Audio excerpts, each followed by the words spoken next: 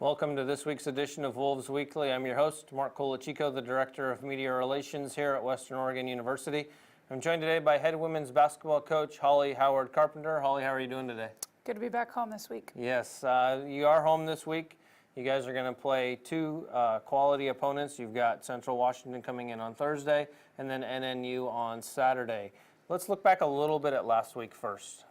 You guys went out to Montana State Billings last Thursday, pulled out a nice 71-69 victory, and then headed off to Seattle to take on the number 15 team in the country, and came away on the other end of a 5-point loss, but you guys fought hard. You know, we're playing a lot better right now. We're playing with a sense of urgency. We're playing hard. We're making corrections. It was great to be on the winning end at Billings. You know, when we played him here last time, losing at the buzzer was kind of a dagger. So, you know, we got off to a good start. We played steady the whole game, and I think that was really the difference. Jordan and Dana stepped up. They were on a mission. They weren't going home empty-handed from that game. You know, but they had seniors stepping up for them. Quinn Peoples and Kayleen Goggins played tough. You know, just really, it was a really good game. It was a good atmosphere. It was good competition, you know, at both ends. So, and then Seattle, you know, we expended a lot of energy coming back from that hole we put ourselves in the first half, and we just didn't have enough to get over the hump. But, you know, we still competed to the very end, and I think it's important for us to understand, and going into this weekend, you know, how important it is to, even though we're at home, still got to take care of ourselves on Friday and have that day in between to rest our legs and be ready. I think almost every one of our GNAC wins has been on Thursday night, and so it's a challenge to turn around, you know, on a Saturday night and also get a win. Well, and let's talk a little bit about these the games this week. As we stated in the beginning, you guys have Central Washington coming in on Thursday, and that'll be at 7 p.m. inside the new PE, and then that will be followed by NNU's game on Saturday, and that will be at 5:15, and that'll be senior night, so that'll be a big night for you guys. And as you say, it is one of those Saturdays that you guys haven't really been on the good end of the wins, but you know, hopefully flip that one around. You guys did get NNU at their place earlier in the year, but let's start with Central Washington. You know, it's been so long since we played them. You know, going from our first game to our last game of the season, we're a completely different team. They are as well. We did not show up when we played them there at their place, and so that's kind of been in the back of our heads ever since then. So, you know, like I said, we're a much better team than we were then. I think we have, you know, some good matchup. You know, create some good matchups for them, and then just, you know, we're shooting the ball a lot better. We have to continue to do that. We're always going to defend, but we have to be able to stay above that 40% mark in field goals. And then NNU, you guys, as we said, went over there to Nampa all the way back in December and pulled out a 2-point victory over there for the first GNAC win of the year and start the year in conference play at 1-0. And you know, as you say, I mean, you guys are both completely different teams, but I think you guys might have a little bit of an edge being senior night. I know for them it'll be a final game for their seniors as well, but they're not going to be in front of the home crowd. Yeah, I think that's super important that we have this game at home. It's definitely an advantage. They have a really young roster, but they're very talented, and they're going to stay hungry and they're going to fight to the end. So we can't have any letdowns. We just have to be more steady and not have any let anybody go on any big runs.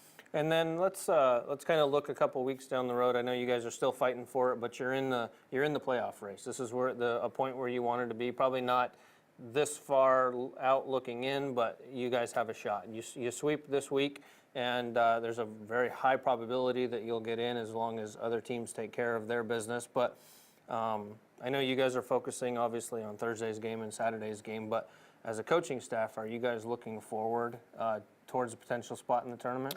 You know, that's always in the back of your mind, but we have to take care of business, and you know, we aren't in control of what other people do in the conference, but we can control, you know, what we have to do here at home. We're lucky that we're on the road, or that we're home. A lot of people are on the road this week in games that matter. I think the conference this year compared to last year, you know, it didn't come down to the last weekend.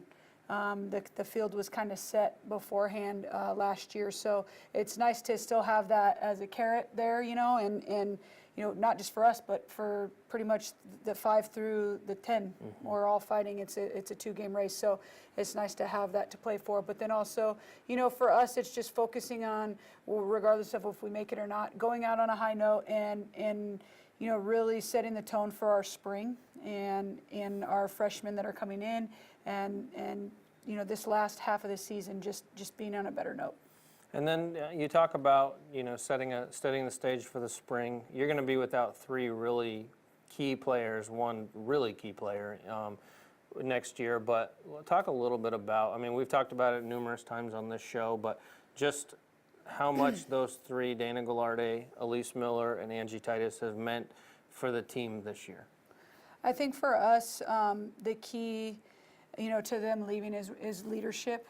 They've kind of talked all year long about, leaving a legacy, and not just of what they've done in their stats and in the classroom and whatnot, but just as leaders. And, hopefully this last year we were able to kind of train some people to come up and step into that role or into those roles, because it's not just one person that takes on that leadership role. I was very hard on them all season. And I think that, at this point, they understand why, and they appreciate that, I hope.